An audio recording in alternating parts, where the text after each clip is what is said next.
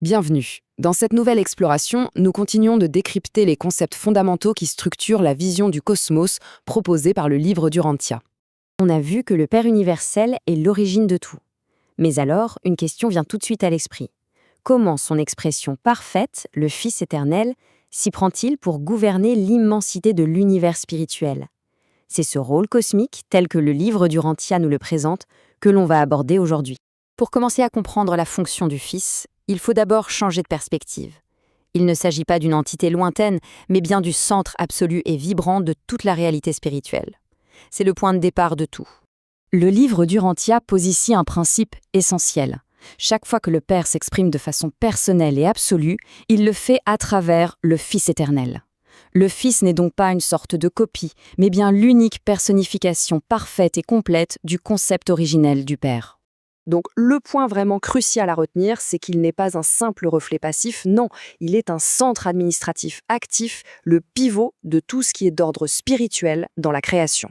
Très bien, mais comment ce centre spirituel fait-il pour maintenir la cohésion d'un univers aussi vaste? Pour répondre à ça, le texte introduit un concept absolument central, celui de la gravité spirituelle.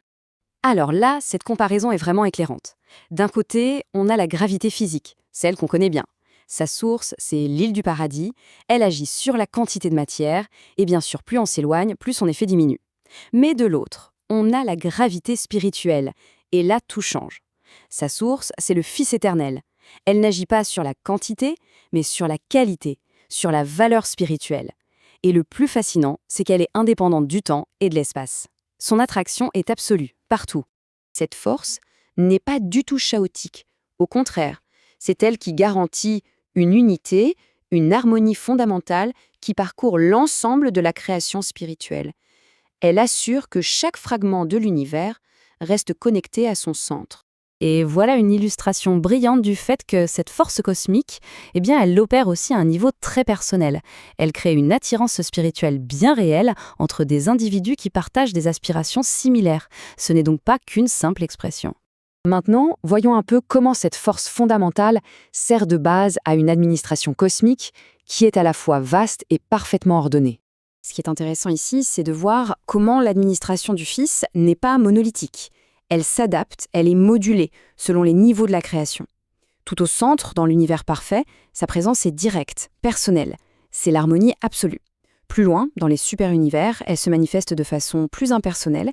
Et enfin, à notre échelle, dans les univers locaux, elle redevient personnelle, mais cette fois-ci par l'intermédiaire des fils créateurs. C'est un système d'une intelligence remarquable. Cette structure à plusieurs niveaux nous révèle un ordre divin qui est à la fois sans limite dans son étendue et en même temps méticuleusement organisé. Chaque recoin de la création spirituelle est gouverné de la manière qui lui est la plus appropriée. Mais attention, ce système cosmique n'est pas juste une grande mécanique abstraite. Il a un but, une finalité profonde et directe pour chaque conscience individuelle. Et quand le texte dit « tire » littéralement, il faut vraiment le prendre au pied de la lettre. Ce n'est pas une simple image poétique. Non, c'est décrit comme une force bien réelle, tangible, qui guide activement l'âme dans son long voyage de retour. L'évolution personnelle est donc vue ici comme un processus d'alignement. C'est devenir de plus en plus sensible à cette attraction spirituelle qui émane du Fils éternel et de moins en moins dépendant de la seule gravité matérielle. Bien, maintenant, il est temps de rassembler tous ces concepts pour avoir une vision d'ensemble, pour voir l'image complète du rôle du Fils. Quand on assemble toutes ces fonctions, une image très claire apparaît. Le Fils éternel est véritablement le cœur dynamique et unificateur de tout le cosmos spirituel. Ce tableau offre une synthèse limpide. Le Père, c'est l'origine, la source. Le Fils, c'est le centre, le domaine de l'esprit. Et l'univers, c'est l'arène, le champ d'action où leur grand dessein se déploie. Finalement, tout converge vers cette idée fondamentale. La fonction première, l'essence même du rôle du Fils, c'est d'être la révélation parfaite, la fenêtre ouverte sur la nature personnelle du Père. L'adage est simple et profond. Qui a vu le Fils, a vu le Père. En résumé, le point essentiel est que le Fils éternel joue un double rôle capital. Il est à la fois l'encre qui assure la cohésion de l'univers spirituel et en même temps l'expression vivante qui révèle la nature de la réalité divine. C'est une excellente question pour la suite. Dans notre prochaine analyse, on explorera justement l'esprit infini, le Dieu d'action.